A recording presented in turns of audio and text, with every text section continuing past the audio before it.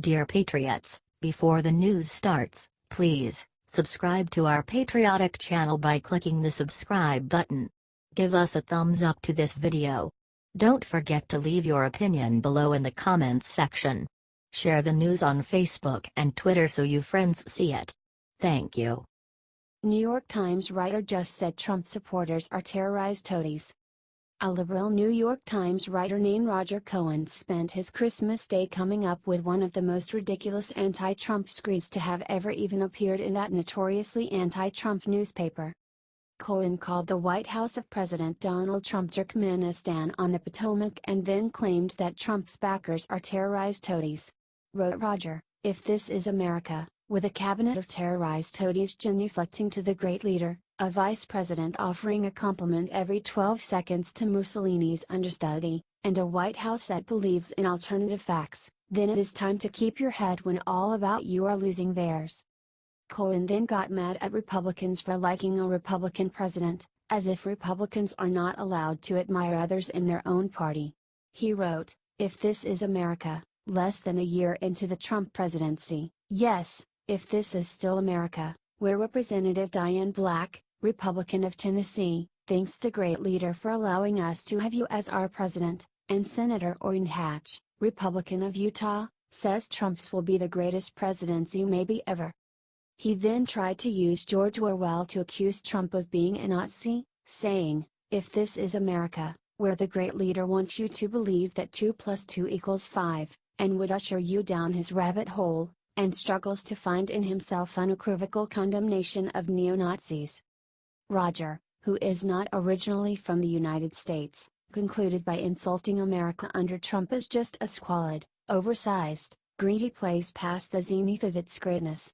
Are you disgusted by these non-stop attacks on Trump and people who like him and support him?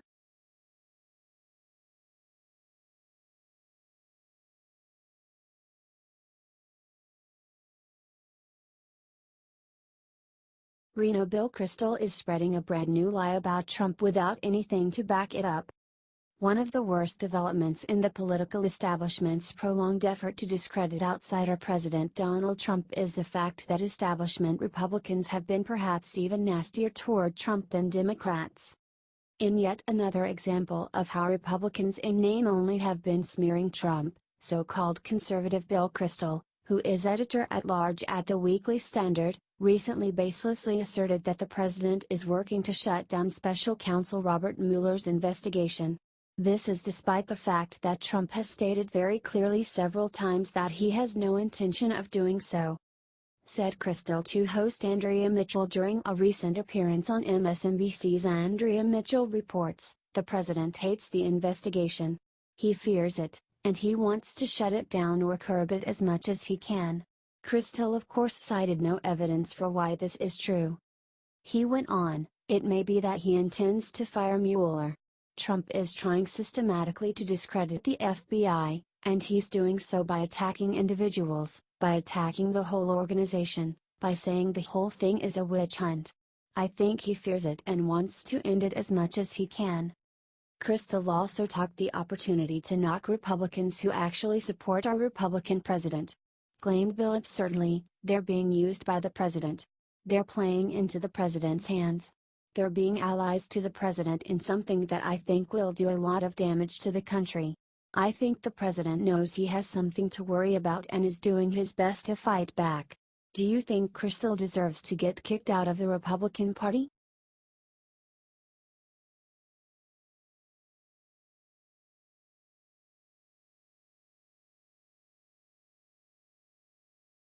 And Culture shared what her Christmas wish is. "It's controversial, do you agree with her?" Christmas time gave Americans a chance to unwind and think back on the eventful year that was 2017. A great deal of good was accomplished by Republican President Donald Trump to point our wayward country back in the right direction. However, conservative commentator Ann Coulter clearly was not satisfied with everything that was and was not accomplished this past year. During a recent interview with Alex Marlowe on Breitbart Radio, Coulter shared what her Christmas wish was for the country. Said Coulter to Alex, "It has to be said that many of the legal and illegal low-wage workers, they're incredibly hard workers, they're really nice people, and it occurred to me that I actually like all of the illegal immigrants except the dreamers. They're the ones I want deported first because they're the activists." The always controversial pundit continued, "They're the obnoxious ones. They're the ones who go to congressional offices and stamp their feet and say, 'How dare you not rush to grant us amnesty?' Whereas the other illegals don't have the time to be protesting, they're busy working, being polite, being so friendly and nice and saying, 'Merry Christmas.' No. Let's start by deporting the dreamers. That's point one." Coulter added harsh words about Democrats' obsession with diversity and shared what she feels is the big problem with the diversity argument. Said Ann, "The more multi-ethnic a society becomes, people stop voting on their social interests, their economic interests, they vote on their ethnic group, and I think that's what the Democrats are counting on." Do you agree with Ann?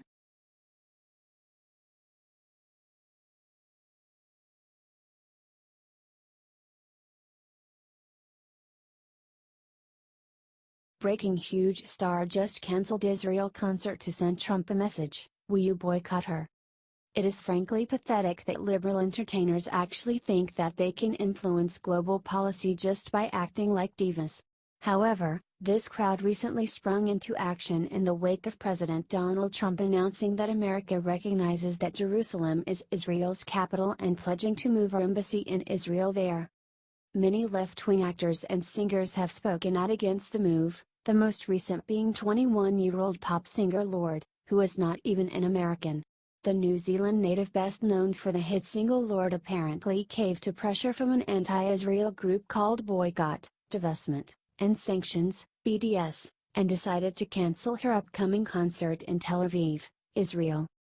Said the singer about her decision, "I've received an overwhelming number of messages and letters and have had a lot of discussions with people holding many views, and I think the right decision at this time is to cancel the show." Thankfully, the backlash against the best-selling singer was swift, as people were clearly unwilling to support someone taking such an extreme anti-Israel stance. Commented Roseanne Barr-Cutley on her Twitter account, "Boycott the spigot." Said one commenter on Lorde's Facebook page in response, "Anyone that will play in Russia and not play in Israel based on alleged human rights concerns is either ignorant or anti-Semitic." Added another, "To recap, artist from country built on colonialism and land theft has zero qualms playing in Russia or the Vatican, but refuses to play in a state built by a returning indigenous people. Do you think Lorde deserves to be boycotted for this?"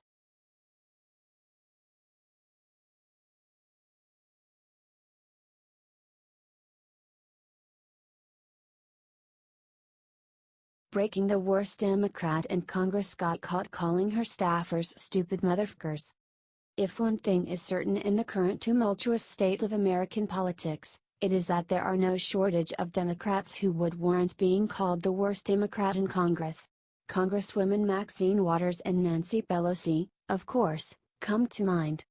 This honor, however, belongs to Congresswoman Sheila Jackson Lee of Texas, who recently generated fresh bad press by forcing American Airlines to bump a school teacher out of a first-class seat so that she could sit there instead. According to people who have worked for her, Rep. Lee treats her own employees just as badly as she did this teacher. According to a report, Rep. Lee repeatedly calls each of her workers a stupid motherfucker.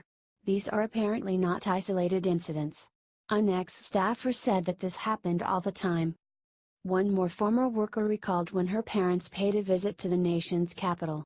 Said the ex-staffer, "They were really excited to come to the congressional office. They're small-town people, so for them it was a huge deal. They were actually sitting in the main lobby waiting area. Rep. Lee came out screaming at me over a scheduling change. Called me a stupid idiot. Don't be a moron, you foolish girl, and actually did this in front of my parents, of all things."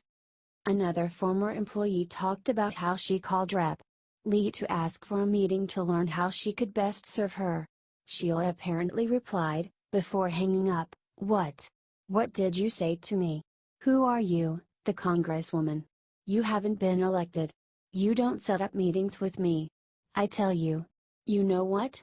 You are the most unprofessional person I have ever met in my life. Do you think Sheila Lee is the worst Democrat in Congress?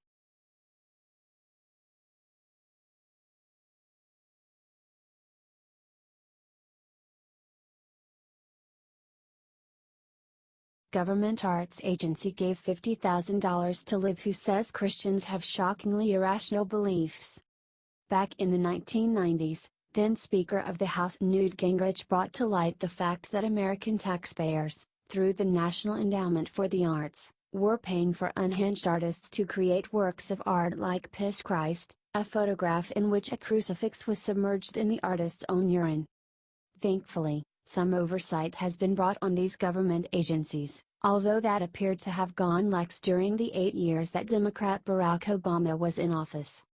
The Washington Free Beacon's Liz Harrington recently studied the budgets of the National Endowment for the Arts and the National Endowment for the Humanities, and found out that Americans are paying a liberal professor named Eric Mandelbaum to perform research on how Christians' religious beliefs are somehow irrational. The National Endowment for the Humanities is giving this City University of New York professor $50,000 to write a book titled Propaganda and Belief in the Modern World. In a 2015 paper, the professor expressed disbelief that 74% of American adults believe in God, 72% believe in miracles, 68% believe in heaven, 57% believe in the virgin birth. He then added, as if it were a bad thing, as of May 2014, 22 to 28% of Americans believe that the Bible is the actual Word of God, and is to be taken literally word for word. He then said, idiotically, people hold shockingly irrational beliefs. Do you think it's awful Americans are giving money to a man who thinks we are shockingly irrational for being Christians?